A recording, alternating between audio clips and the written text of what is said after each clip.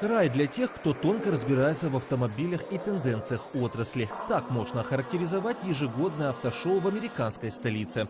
На 3 этажах представлено более 600 моделей 2017 года, за рулем которых можно посидеть и понажимать разные кнопки и педали. Каждый найдет себе что-то по душе.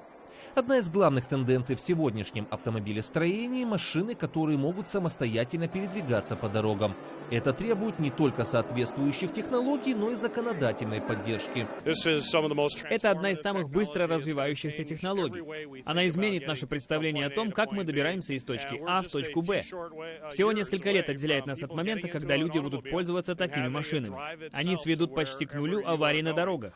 Я разрабатываю законопроект, который поможет государственной политике идти в ногу с технологиями.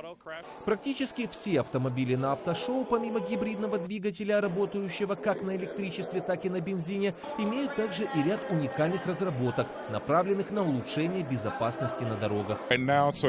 Мне очень понравилась разработка Toyota, адаптивный круиз-контроль, хотя они и назвали это немного иначе. Это будет стандартной опцией во всех новых моделях. Система 360-градусного обзора позволит водителям лучше ориентироваться на дорогах и избегать аварий, вызванных мертвыми зонами. Кстати, о гибридных двигателях. Компания Toyota представила не только машину с водородным мотором, но и концепт гоночного автомобиля на базе Prius.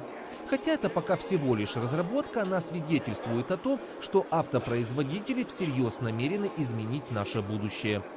Нам пришлись по душе новые технологии Toyota и разработки Chevrolet, но больше всего мне понравились электромобили.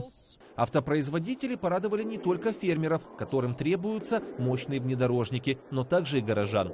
Некоторые популярные модели машин уменьшились в размерах, чтобы было проще найти место для парковки. И, наконец, вишенкой на торте стали машины элит-класса, представленные на 3-м этаже.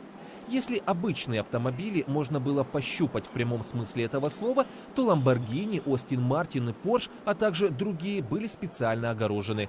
Bentley представила свой внедорожник Bentayga, который может не только распознавать дорожные знаки и помогать с парковкой, но и оснащен технологией ночного видения. Александр Яневский, Анатолий Кошенко, специально для настоящего времени, Америка.